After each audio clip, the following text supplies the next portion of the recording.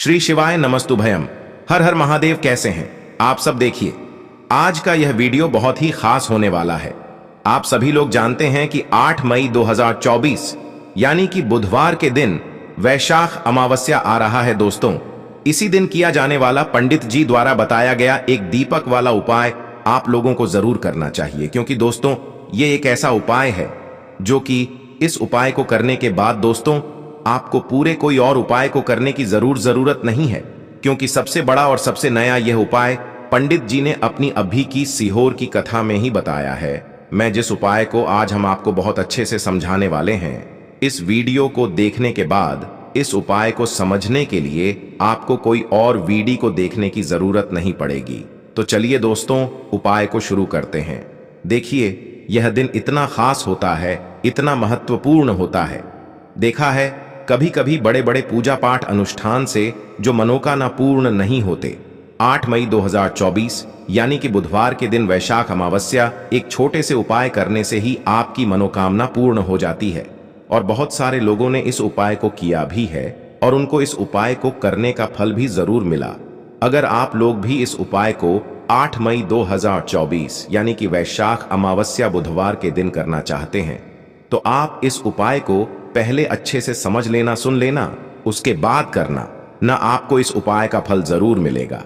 और इस उपाय को कर लेने से आपके घर में चाहे किसी भी प्रकार की दुख और समस्या क्यों ना चल रही हो, आपको उसका कारण भी नहीं पता है कि भाई यह समस्या किस कारण से चल रही है।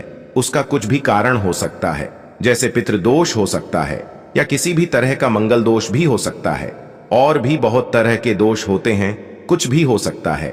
पर आपको इस उपाय को करने के लिए अपने दोष को पता लगाने की भी जरूरत नहीं है। 8 मई 2024 यानी कि वैशाख अमावस्या बुधवार के दिन इस एक दीपक वाला उपाय को आप लोगों को कर लेना है। यह एक ऐसा उपाय है जिस उपाय को अगर किसी विशेष दिन पर किया जाए तो भाई उस विशेष दिन का जो है वह तो हमें मिलता ही मिलता है। पर हमने उस दिन पर इस एक दीपक वाला उपाय को किया है तो हमें उससे भी बड़ा फल मिलता है, और फल बहुत जल्दी मिलता है, क्योंकि आप इस उपाय को बहुत ही बड़े और विशेष दिन पर कर रहे हो।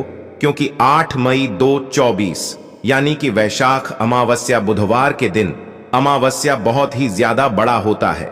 इसीलिए दोस्तों, आज की इस वीडियो में हम आप लोगों को एक दीपक वाला उपाय समझाएंगे, जिस उपाय को करने से अगर आपकी किसी भी प्रकार की मनोकामना है, किसी भी प्रकार की दहक और परेशानी है, सबसे ज्यादा समस्याएं आपके जीवन में ही हैं। अगर आपको धन प्राप्ति नहीं हो पा रहा है, रुपए पैसे की, आपके घर में लगातार दिक्कत परेशानियां चलती चली आ रही हैं, आपका व्यापार, आपकी नौकरी अगर अच्छे ऐसे नहीं चल रहे हैं, जिसकी वजह से घर में लगातार आर्थिक समस्याएं बनी रहती हैं, घर का कोई ना कोई सदस्य अगर बीमार रहता है, आपस में एक दूसरे से लड़ाई झगड़ा होता रहता है, किसी की अगर बनती नहीं है, तो पूज्य गुरु जी ने कहा है कि जब आपके जीवन में ऐसी परिस्थितियां आ जाएं कि आप एक एक रुपए खर्च करने से पहले कई कई बार सोचने लगे हो, आपको धन प्राप्ति अगर नहीं हो पा रहा हो, तो आपको सिर्फ और सिर्फ एक दीपक वाला उपाय से शिवलिंग के सामने एक ऐसा विशेष उपाय करना है जो आपकी इन सारी समस्याओं को सिर्फ 7 दिन के अंदर ही समाप्त कर देगा। तो चलिए जानते हैं इन विशेष उपायों के बारे में। लेकिन उससे पहले जो भी मेरे भाई, मेरी प्यारी बहनें आज चैनल पर पहली बार आए हैं या मेरी आवाज आज पहली बार सुन रहे हैं, अगर आप भी महादेव के सच्चे भक्त हैं तो वीडियो को लाइक और चैनल को सब्सक्राइब जरूर कर लें। दोस्तों, अब उसके बाद में दोस्तों ये वाला जो उपाय है ये किसको करना है, तो देखो, घर का जो बड़ा और मुख्य सदस्य होगा उसी व्यक्ति को यह वाला उपाय करना है। अब वह बड़ा व्यक्ति मुख्य रूप से घर की माताएं बहनें होंगी तो ज्यादा बेहतर होगा। मतलब कि घर की जो बड़ी माताएं बहनें होंगी, अगर वह यह वाला उपाय करेंगी तो ज्यादा अच्छा होगा।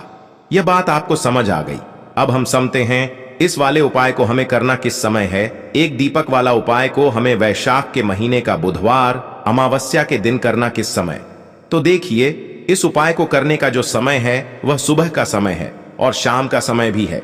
अब देखिए, यहां पर हम मुख्य रूप से सुबह का समय नहीं बोलेंगे, क्योंकि देखिए वैशाख के महीने का बुधवार अमावस्या, और आप सभी लोग जानते हैं बुधवार के दिन का वैशाख के महीने का बुधवार, अमावस्या मतलब शाम का जो समय वह होता है ना, इस दिन भगवान शिव जी का सबसे प्रिय दिन होता है। तो आप लोग इस एक दीपक वाला उपाय को सुबह के समय भी कर सकते हो और शाम के समय प्रदोष काल में भी कर सकते हो। सुबह के समय अगर कर रहे हो तो 10 बजे तक भी अगर उपाय करोगे तो भी आपको उपाय का फल मिलेगा। वहीं अगर शाम के समय कर रहे हो तो इस दिन जरूर शाम के समय का ध्यान रखना कि शाम के 6 बजे से लेकर 7 बजे के बीच में अगर आप इस उपाय को कर सकते हो तो बिल्कुल कर लेना, पूरी कोशिश करना। पर यह बात आपको समझ आ गई कि आप इस उपाय को सुबह और शाम दोनों समय कर सकते हो। मतलब करना आपको एक ही समय है, घर में से किसी एक ही बड़े व्यक्ति को करना है, पर एक ही बार इस उपाय को करना है, दोनों समय नहीं करना है। आपको जो समय अच्छा लगे आप उस समय पर इस वाले उपाय को कर सकते हैं। दोस्तों, अमावस्या की तिथि एक ऐसी तिथि होती है जो कि हमारे पूर्वजों को समर्पित होती है, पितरों को समर्पित होती है। साथ ही साथ इस दिन हम श्री हरि विष्णु और मां लक्ष्मी का पूजन करते हैं। तो जो लोग भी अपने जीवन में शनि की पीड़ा से मुक्ति चाहते हैं, पितृदोष से मुक्ति पाते हैं, मां लक्ष्मी की कृपा प्राप्त करना चाहते हैं, उन्हें विशेषकर अमावस्या के दिन उपाय जरूर करना चाहिए। और जो एक दीपक वाला उपाय आपको बताने वाले हैं, इस उपाय को अगर आपने कर लिया तो आपको महाधनी बनने से कोई रोक नहीं पाएगा। आपके जीवन में हर दिशा से हर तरफ से पैसा आना शुरू हो जाएगा। तो देखिए, अमावस्या के दिन जितने भी उपाय किए जाते हैं, जो भी टोटके किए जाते हैं, यह बहुत ही ज्यादा चमत्कारी होते हैं।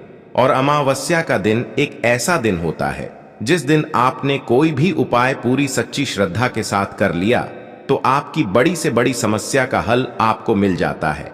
आपके जीवन के बड़े से बड़े दुख और कष्ट भी आपके जीवन से दूर होते चले जाते हैं। चलिए बात कर लेते हैं। सबसे पहले उपाय की देखिए, अमावस्या का दिन है, एक ऐसा दिन जिस दिन आप कुछ छोटे और सरल से उपायों को करके अपने जीवन के बड़े से बड़े कष्टों को दूर कर सकते हैं, मां लक्ष्मी की कृपा प्राप्त कर सकते हैं। क्योंकि इस दिन श्री हरि विष्णु और मां लक्ष्मी का पूजन विशेष रूप से किया जाता है। जो लोग अपने जीवन में परेशान हैं, कर्ज को लेकर, धन को लेकर, उन्हें तो विशेषकर इस दिन मां लक्ष्मी और श्री हरि विष्णु से जुड़े हुए उपाय और पूजा जरूर करनी चाहिए। तो देखिए आपको करना क्या है। आप सभी जानते हैं कि तुलसी के पौधे में मां लक्ष्मी का वास होता है। सबसे पहले तो आपके घर में एक तुलसी का पौधा जरूर होना चाहिए। अब अगर आपके घर में तुलसी का पौधा नहीं भी है तब भी ये उपाय आप कर सकते हैं। आपको क्या करना है, एक दीपक तैयार करना है ना। एक दीपक लेंगे, देसी घी का गोल बाती उसके अंदर लगाएंगे और उस दीपक के अंदर आपको बहुत ही जरा सी बिल्कुल नाम मात्र की चीनी डालनी है ना। अब यह दीपक आपको अपने घर में तुलसी जी के पौधे के पास लगाना है। अच्छा, दीपक जो आप लेंगे यह आटे का दीपक आपको लेना है, मिट्टी का दीपक नहीं लेना है, आटे का दीपक लेना है। आटे के दीपक के अंदर देसी घी भरेंगे, थोड़ी सी चीनी डालेंगे और यह दीपक तुलसी जी के पौधे के पास आपको लगाना है। अगर तुलसी जी का पौधा घर में नहीं है तब यह दीपक आप कहाँ लगाएंगे? अपने घर के मंदिर में आप लगा दें, श्री हरि विष्णु की मूर्ति या फिर प्रतिमा के सामने है ना। बाद में आपको इस दीपक का क्या करना है, आप इस दीपक को किसी पेड़ आदि के नीचे भी रख सकते हैं, है ना। वरना आप क्या करें, इस दीपक को छोटे छोटे टुकड़े इसके कर लें अगले दिन और अपनी छत पर डाल लें, जिससे कि पक्षी इसको खा ले। देखिए, जब भी आप ये दीपक वाला उपाय करते हैं, इससे होता क्या है, आपके जीवन की जो निर्धनता है, जो गरीबी है, वो बहुत तेजी के साथ आपके जीवन से दूर हो जाती है और मां लक्ष्मी की कृपा आपके ऊपर हमेशा बरसती रहती है। तो अमावस्या के दिन इस उपाय को आप जरूर करें। आप देखेंगे कि आपके धन में वृद्धि होगी, मां लक्ष्मी की कृपा बरसेगी, श्री हरि विष्णु का आशीर्वाद आपको मिलेगा और हमेशा आप अपने घर में सुख समृद्धि को बढ़ता हुआ पाएंगे। कहने का मतलब आपके घर में हर दिशा से, हर तरफ से, हर जगह से पैसा आएगा, सुख आएगा, धन आएगा और आपको अपने जीवन में कभी गरीबी देखने को नहीं मिलेगी। आपकी आने वाली पीढ़ियों को भी गरीबी देखने को नहीं मिलती है जब आप अमावस्या के दिन इन छोटे छोटे और सरल से उपायों को कर लेते हैं। चलिए जल्दी से बात कर लेते हैं। अब दूसरे उपाय की देखिए। जो अमावस्या की तिथि होती है, यह हमारे पितरों को, यानी कि हमारे जो पूर्वज होते हैं, है ना, उनको विशेष करके समर्पित होती है। और कुंडली में या घर में अगर थोड़ा सा भी पितृदोष है तो व्यक्ति अपने जीवन में बहुत ज्यादा परेशान रहता है, क्योंकि जब तक आप अपने पितरों को प्रसन्न नहीं कर लेते हैं तब तक आप कितनी भी पूजा पाठ कर लेना, कितने भी उपाय कर लेना, कुछ नहीं होने वाला है ना। तो पितरों को कोशिश करें कि हमेशा अपने पितरों को प्रसन्न रखने के लिए आपको अमावस्या के दिन उपाय जरूर करने चाहिए। अगर भी नाराज है तब भी, और नाराज नहीं है तब भी, जिससे कि कभी आपसे पितृ नाराज रहे भी ना है, ना कोई भूल चूक हो भी जाए तो पितृ आपको क्षमा कर दें और उनकी कृपा, उनका आशीर्वाद आपको हमेशा मिलता रहे। तो देखिए आपको क्या करना है।